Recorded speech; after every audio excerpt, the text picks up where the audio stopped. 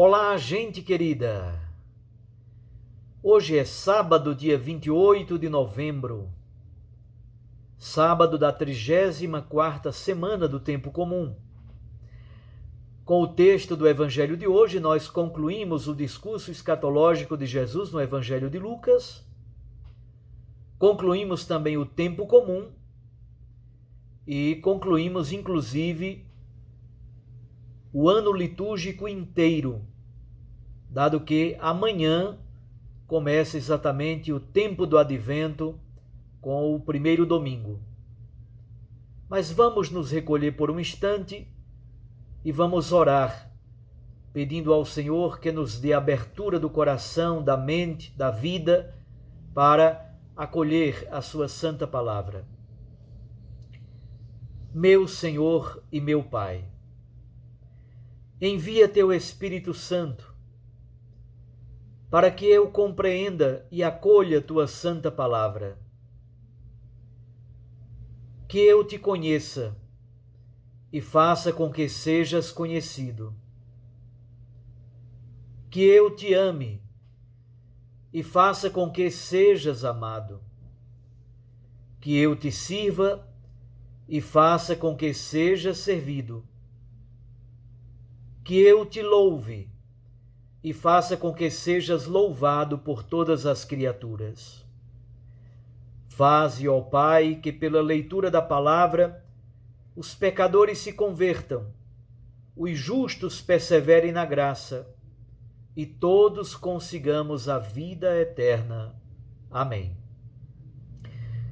O texto do Evangelho de hoje, abra a sua Bíblia, está em Lucas, capítulo 21, versículos 34 a 36. Lucas 21, versículos 34 a 36. Naquele tempo disse Jesus a seus discípulos: Tomai cuidado para que vossos corações não fiquem insensíveis por causa da gula, da embriaguez e das preocupações da vida. E esse dia não caia de repente sobre vós, pois esse dia cairá como uma armadilha sobre todos os habitantes da terra. Portanto, ficai atentos e orai a todo momento, a fim de terdes força para escapar a tudo o que deve acontecer e para ficardes de pé diante do Filho do Homem.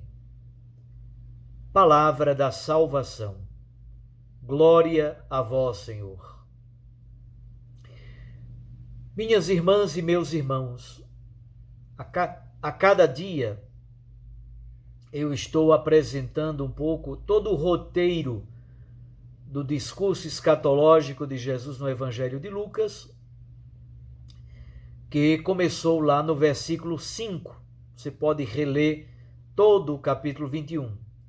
No início do capítulo 21, de 1 a 4, encontramos o episódio da oferta da viúva no tesouro do templo.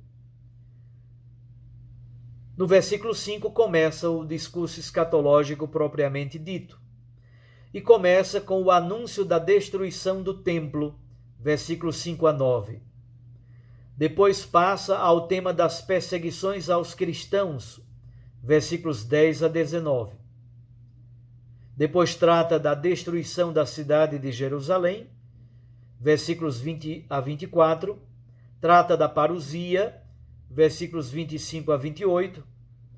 E no texto de ontem, tratava exatamente do sinal da figueira que brota e que dá frutos no tempo devido, como sinal prefigurativo do dia do Senhor. Versículos 29 a 33. O texto de hoje apresenta exatamente um convite à vigilância. Versículos 34 a 36. E tudo se conclui com uma anotação de Jesus, uma anotação do evangelista São Lucas, sobre o ministério público de Jesus em Jerusalém. Ele passa o dia, desde a madrugada, ele passa o dia no templo pregando e depois à noite se retira ao Monte das Oliveiras para dormir. É bom nunca esquecer que quando Lucas escreve esse discurso escatológico, já havia acontecido a destruição do templo, a destruição de Jerusalém. Estevão e Tiago tinham sido mortos nas primeiras perseguições. Pedro e Paulo tinham sido mortos na perseguição de Nero, na década de 60. E é bom lembrar que logo depois do Evangelho de Lucas, que foi escrito no ano 85, virá a perseguição de Domiciano, no início dos anos 90. Portanto, percebam que várias coisas daquilo que Jesus faz o anúncio ou pré-anuncia podem ser compreendidas como profecia depois do evento já acontecido, mas como que Jesus antecipa os grandes sofrimentos pelos quais as comunidades cristãs vão passar. E todos estes grandes sofrimentos, estes grandes sinais, são sinais prefigurativos da parousia, da visita de Deus em nossa história. Mas agora olhemos mais de perto o trecho de hoje, esses 3 versículos 34, 35 e 36. A palavra de Jesus, ao concluir o discurso escatológico, é sobre a vigilância. Um tema muito caro nestes últimos textos, mas também muito precioso no tempo do advento, especialmente nas 2 primeiras semanas. Jesus dá 5 indicações, 3 negativas, que devem ser evitadas, e 2 positivas, que devem ser buscadas. Primeiro, Jesus oferece algumas orientações sobre algumas coisas negativas que devem ser evitadas. Jesus diz que devemos ter cuidado com a gula, a embriaguez e as preocupações cotidianas, as preocupações da vida que nos enche de soberba e nós ficamos embriagados com tanta confusão. Jesus quer nos dizer que quando o ser humano se entrega à simples materialidade, quando a sua vida se transforma simplesmente no comer ou no beber, quando sua vida se transforma simplesmente no trabalhar, no juntar dinheiro, trabalhar feito máquina, feito robô, somente para sobreviver, Jesus está querendo nos dizer que essa pessoa perde o sentido da vida, perde o senso da família, perde o casamento, a convivência, as amizades, o senso de Deus. As coisas mais preciosas da vida são perdidas porque nós nos embrutecemos. O ser humano se embrutece, se animaliza, e aí ele se torna incapaz de empatia, de solidariedade. O coração se torna insensível, embotado, e o perigo é exatamente o discípulo, a discípula de Jesus se instalar na situação presente. Os pensadores falam de presenteísmo. Presenteísmo é quando o ser humano tem somente a noção do aqui e do agora, sem a perspectiva da eternidade, sem a perspectiva do mistério. É um ser humano sem horizonte, sem esperança, sem Deus, e se torna um ser humano desesperado e infeliz. Esse é o grande perigo que faz com que, de fato, percamos a vida, nos animalizamos. Triste do ser humano que vive do mero presenteísmo, sem essa noção de mistério e de eternidade. Positivamente, quase como um antídoto, Jesus nos dá dois conselhos. Primeiro, a vigilância, ficai atentos. E segundo, orai a todo momento. Vigilância e oração são os antídotos, são as duas atitudes de esperança que só podem nascer de uma vida qualificada pela certeza da parousia, a certeza desta presença qualificadora de Jesus glorioso, ressuscitado em nossa história. Muita gente, muitos cristãos até pensam que quando a gente fala de parousia, de juízo final, nós estamos falando apenas de uma experiência lá adiante. Não. É uma experiência que está lá adiante no final, mas essa experiência que está adiante qualifica o meu viver hoje. Isto é, o amanhã, o futuro, a parousia, essa experiência que um dia virá, já vai qualificando a minha vida, o meu viver no dia de hoje. Essa é a grande clareza da escatologia cristã.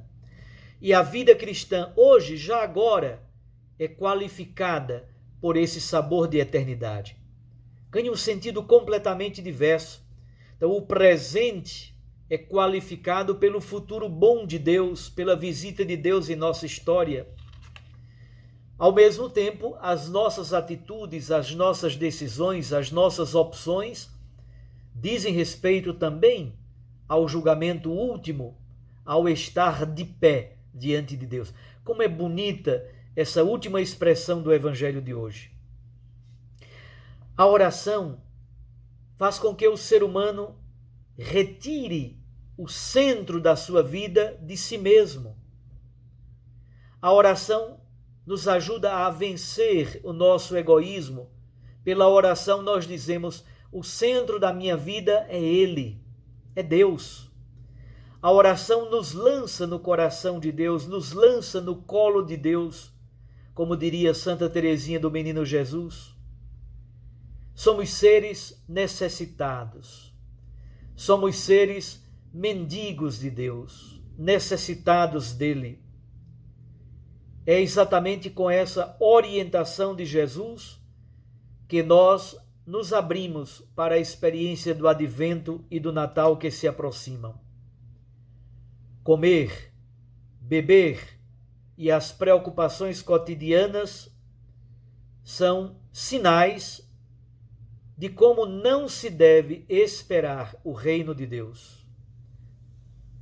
Simplesmente isso, ficar somente nisso, no terra a terra, isso nos embrutece, nos animaliza, nos bestifica.